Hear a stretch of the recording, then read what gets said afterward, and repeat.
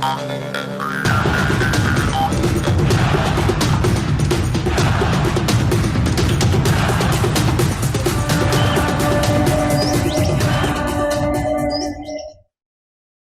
kembali bersama Wawa Papua Channel, WWP Channel. Kita lanjutkan dialog terkait siapa yang menikmati dana otsus Papua. Kembali ke Pak Yoris. Kita mengenai anggaran. Lalu pertanyaannya mengenai salah nggak sih anggaran itu? Saya pikir pemerintah kita sejak reformasi salah satu komitmen adalah pemberantasan korupsi. Dari berbagai macam referensi kemajuan satu negara, khususnya bagi Indonesia, ada 3 faktor utama. Pertama mengenai masalah regulasi. Kedua adalah masalah korupsi. Dan yang ketiga, sumber. Rasio gini kita kan terlalu jauh. Jadi mudah sekali untuk terhasut. Nah, dari hal itu, korupsi sudah menjadi komitmen reformasi, korupsi sudah jadi komitmen Indonesia untuk membangun bangsa yang ke depan jujur, adil. Hukum kita letakkan sebagai. Nah, masalah-masalah ini kan banyak. Sampai sekarang kan kita lihat terus masih ada. Sampai kapan? Oke lah, tapi khusus mengenai Papua, yang saya ingin katakan, Bapak Ibu sekalian, adik, saya kebetulan termasuk salah satu dari tim perumus dana otsus yang baru itu. Saya melihat bahwa pemerintah betapa seriusnya. Jadi sekali lagi adik, kita bicara tentang bagaimana menata Papua dalam aspek kesejahteraan dan pembangunan nasional. Bukan politik. Politik nanti kita bicara di forum lain. Kita semua punya argumentasi di situ. Tetapi mengenai ini, saya katakan bahwa dari usulan pemerintah dengan 2 perubahan, kita bisa merubah menjadi 19. Dan terutama yang perlu kita pahami bahwa semangat roh otsus itu sudah dikembalikan di revisi otsus kedua. Sehingga begitu nanti terimplementasi dengan baik, maka pendidikan dan kesehatan di seluruh tanah Papua harus bebas, harus free. Karena dananya cukup besar. Dulunya kan hanya 2% dana dari Dakdau untuk otsus, kemudian kita pakai parameter APBN undang-undang secara nasional bahwa pendidikan harus 20%, kemudian kesehatan harus 10%.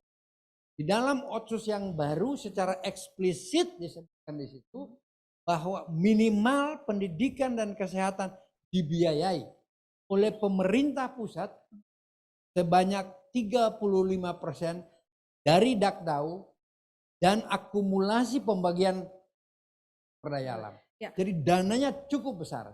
Tinggal sekarang pertanyaannya, Pemda siap nggak untuk bisa melakukan itu? Ya, bagaimana Pak Philip menanggapi mengenai kesehatan yang tadi dikatakan oleh Yoris?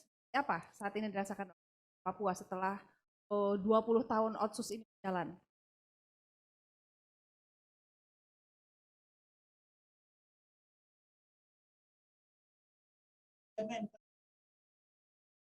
Inti masalah.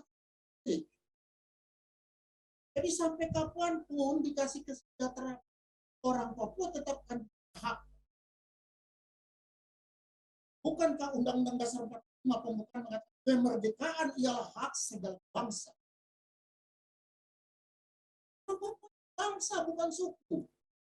Pulau Jawa besar itu cuma berapa suku, tapi Papua ini 500 lebih suku. Bangsa bukan suku. Sudah dirasakan belum Pak perubahan pendidikan, kesehatan, infrastruktur, sudah dirasakan Pak? Karena kita mengucut mengenai apa sih yang dirasakan oleh masyarakat Papua setelah adanya otsus 20 tahun dan ini akan berjalan jilid 2. Kasus agak malnutrisi dan sebagainya, bagaimana? Masa kurangan. Kemudian saya pernah di Yaukimo, obat-obat dari Kementerian Kesehatan hanya dikirim sampai di kabupaten.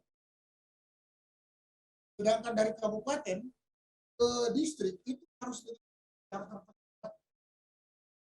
Atau mungkin dipukul orang-orang itu dari anggaran sehingga obat-obatan tinggal di kabupaten saya. Itu pun dengan buku-buku. Jadi saya katakan tadi, saya mencontoh Pulau Jawa. Kalau di Pulau Jawa masih banyak pengemis, padahal menteri-menteri dari setiap kabinet itu paling banyak orang Jawa. Kok di Pulau Jawa masih ada pengemis, belum sejahtera. Baru Bung Yoris mimpi, ketek-ketek di Papua mau dikasih sejahtera. Masa yang punya negara di Jawa saja belum sejahtera kok. Ketek di Papua mau dikasih sejahtera. Yoris jangan mimpi, Yoris. Tanggapan dulu, Bang Begini, Yoris. Philip. Jadi mari coba kita orang fokus dulu. Saya paham Anda punya idealisme. Kita ini sama dulu berbicara tentang tanah itu. Saya pikir kita punya hak yang sama untuk berbicara tentang itu.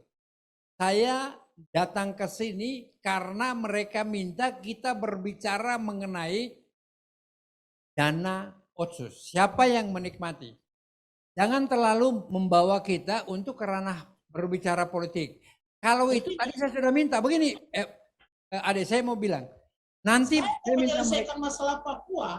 Betul, saya setuju. Yoris sampai kapan pun tetap orang Papua dibunuh sampai hari ini. Itu inti masalahnya. Cuma mari kita orang fokus kepada ini. Nanti kita buka forum lain. Saya sudah bilang sama mereka gitu. Jadi tidak bisa gini. Saya mau. Saya tidak mau bicara yang suplemen-suplemen pelengkap itu, saya nggak mau. Itu bukan posisi saya untuk bicara itu. Setuju. Itu hanya tambahan-tambahan, makanan tambahan. Saya bicara makanan pokok. Pokok setuju. Makanan tambahan itu nggak masalah. Topiknya hari apa? Tapi makanan pokoknya harus diselesaikan. Begini, jangan saya mau belajar untuk taat bahwa kita diundang ke sini, topiknya ada siapa menikmati dana otsus. Itu saya nggak mau masuk ke ranah politik. Makanya tadi saya bilang, kalau kita mau bicara di ranah politik, mari kita bikin forum sendiri, kita akan berbicara panjang. Karena masalah politik ini, kalau Papua itu dia dari dulu, tidak ada persoalan sejak 61 sampai ini hari. Ya, baik, tadi pernyataan dari Pak Philip mengenai masih ada Yoris, saya mau kelaparan. Masih ada bicara. Gimana? Bagaimana Pak Philip? Anda katakan 61, bukan 61, 63. 61 memang perjanjian New York. Tapi 63. 62 perjanjian New York. 63 baru Indonesia masuk ke Papua. Jajah Papua. Betul, saya tahu. Jadi saya maksud begini, kita cari forum lain lah. Kita bicara di forum lain tentang masalah itu gitu. Iya, kita kembali ke topik fokus kepada topik ini hari aja. Tadi dikatakan bahwa masih ada kelaparan dari otsus yang setelah berjalan. Itu bagaimana untuk mengantisipasi pada saat nanti periode yang kedua, otsus kedua itu tidak dapat terselesaikan seperti itu. Ini, itulah kenapa pada saat kita evaluasi, proses evaluasi itu kan cukup dan alot sekali.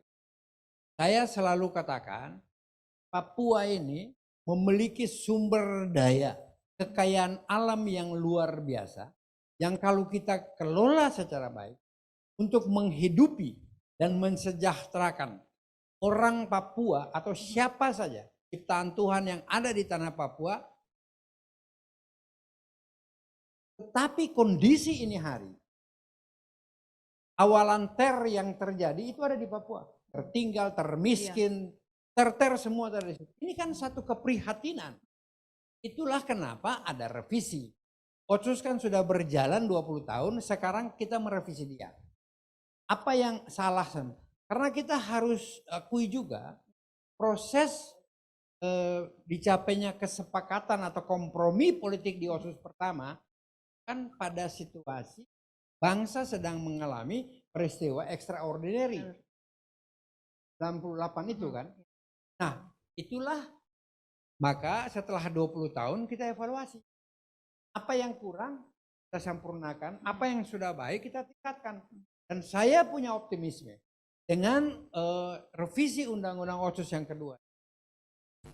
20 tahun ke depan dalam aspek roh dan semangat orang Papua untuk mendapatkan pendidikan dan kesehatan serta ekonomi pasti akan lebih baik, jauh lebih baik dari sebelum.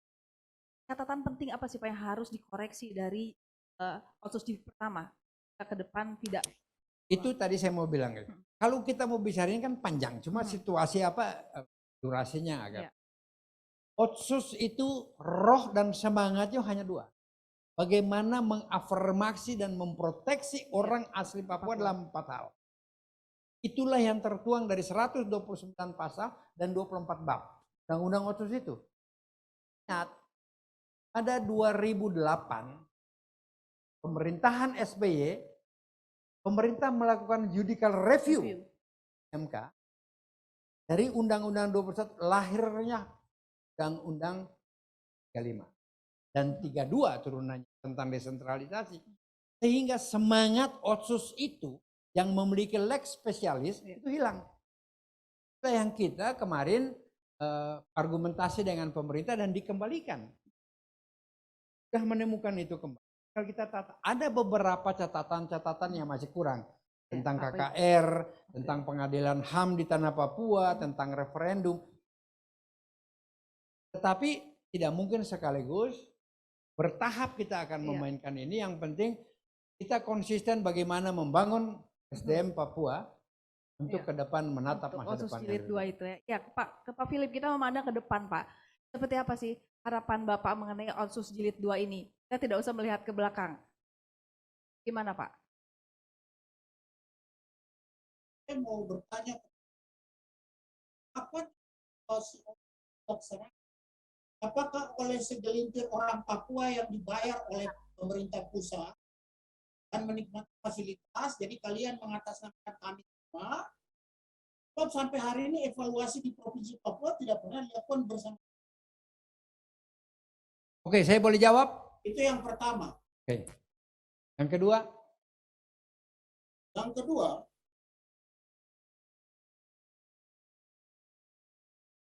kalau melihat dari Otsus kedua yang dipakai otonomi lagi, tapi ini sentralisasi, jadi bukan desentralisasi. Sebab semua dipaksa oleh pusat kendalikan semua. Sampai anggaran mata anggaran pun ditetapkan oleh pusat. Daerah tinggal melaksanakan. Jadi ini sebenarnya kebohongan publik kalau katakan bahwa yang kedua ini otonomi. Yang kedua ini sentralisasi pusat. Ya baik, kita tanggapan pertanyaan 1 dan 2. Ada, jadi saya mau bilang begini. Evaluasi itu tertuang di dalam Undang-Undang Otsus. Saya waktu itu masih menjadi anggota DPR RI dan selama Pak Bas menjadi gubernur, kita sudah melakukan evaluasi. Jujur, saya ikuti 3 kali evaluasi yang dilakukan. Evaluasi pada akhir Otsus, bukan pada awal-awal. Ya, ini saya mau cerita nih begini. Oke, silakan. Itu di zaman Pak Bas, ya kan? Dan evaluasi itu harus oleh pemerintah daerah, kemudian dikomunikasikan dengan pemerintah pusat. Tetapi kalau pemerintah daerah tidak melakukan evaluasi dengan mengundang seluruh stakeholder di tanah Papua untuk berbicara secara bersama-sama untuk bagaimana menjabarkan undang-undang Otsus itu, ya terus gimana coba? Nah, terutama jujur saya mau katakan, di era kepemimpinan Pak Lukas ada yang bagus, tetapi ada juga yang belum dilaksanakan sepenuhnya. Apalagi dia terhambat karena dan lain sebagainya. Kita pahami itu. Tetapi konsentrasi ke depan kita dengan otonomi jilid 2 nih, apa Otsus jilid 2. Ada saya mau katakan, saya sangat optimis sepanjang kita konsisten melaksanakan itu dengan perdasi dan perdasus. Kalau bisa ada dorong MRP, DPRP, Pemda segera buat perdasi dan perdasus sebagai instrumen terdepan untuk implementasi. Jadi kalau tidak ada perdasi dan perdasus, maksudnya kita mau ngomong apa? Pasti nggak ada yang benar. Uang turun, tidak tahu mau bikin apa, dan udah jadi kacau semua. Itu kira-kira saya jawab. Begini, Bung Yoris, informasi yang saya dapat dari anggota DPR, mereka sudah membuat rancangan perdasus-perdasus, tapi sampai di Kemendagri dimentahkan. Jadi ini kan sama saja Jakarta tidak mau mendengar apa yang orang. Ini mengenai penambahan daerah otonomi baru ya? Bukan, Ada maksud yang saya sudah dari waktu era Otsus pertama itu banyak kasus yang menurut informasi yang saya dapat dari anggota Perdasus itu sudah dibuat perdasi, bahwa sampai ke Jakarta Kemendagri ditentahkan sampai atau dua perdasus salah tentang miras dan apalagi yang banyak yang Bahkan oleh jadi kelihatan pemerintah pusat sengaja menggantung undang-undang ini sehingga tidak bisa diimplementasi. Kemudian yang tadi Bung Yoris katakan, saya tidak percaya pejabat baik gubernur sampai bupati dan sebagainya dengan punya bebas untuk melakukan pembukaan daerah karena mereka juga diintimidasi oleh pihak-pihak yang mempunyai kekuasaan di Indonesia, yaitu TNI Polri. Sebab saya punya bapak pernah jadi bupati pun ditodong oleh Komandan Kopassus di Wamena waktu itu tahun 77 dalam ruang kerja, ditodong dengan pistol minta uang, padahal itu beliau mewakili dan melaksanakan pemerintahan di daerah, tapi bisa ditodong oleh seorang anggota Kopassus di ruang kerjanya. Ya Pak Philip, Dari tanggapan situ saya bercermin bahwa siapapun bupati gubernur sekarang pun bawah kendali. Jadi mereka tidak punya kebebasan bisa betul-betul membuat kesejahteraan orang Papua. ya Tapi ada mereka semua di bawah kendali. Ya baik Pak Philip, kita tanggapan ke Bang Yoris, adanya intimidasi pada gubernur, kepala daerah, bagaimana? Ini kan isu. Memang susah sekali untuk kita bisa menanggapi, tapi terkesan bahwa ada hal-hal itu, saya pikir itulah begini. Berbagai macam persoalan yang kita alami sejak integrasi sampai reformasi, sejak reformasi Otsus pertama sampai sudah selesai, sekarang masuk Otsus kedua. Kita sudah berpikir ke depan bagaimana untuk membangun Papua dengan menghasilkan pemimpin yang betul-betul memberikan talenta, yang memiliki talenta dan strong leadership untuk memimpin Papua 2024 dan seterusnya. Jadi kalau saran saya, mari adik kita gumuli itu, kita berpikir, kita cari siapa kira-kira pemimpin terbaik untuk membawa Papua ke depan. Karena menurut saya ada dua hal yang perlu kita pahami kalau sebagai pemimpin atau yang mendapat amanah. Hanya ada dua. Anda boleh bersalah karena manusia. Tapi jangan Anda berbohong. Tidak boleh. Jadi itu prinsip saya dalam saya melaksanakan semua aktivitas saya pegang dua prinsip itu. Dan kembali, berbicara tentang kebenaran, karena kebenaran adalah firman. Itu pesan saya. Ya, baik, berbicara mengenai kebenaran, sahabat WP Channel, segmen terakhir nanti kita akan membahas mengenai kebenaran kemana sih dana-dana Otsus itu mengalir dan siapa yang menikmatinya, seperti apa kebenarannya. Tetap bersama kami di WP Channel.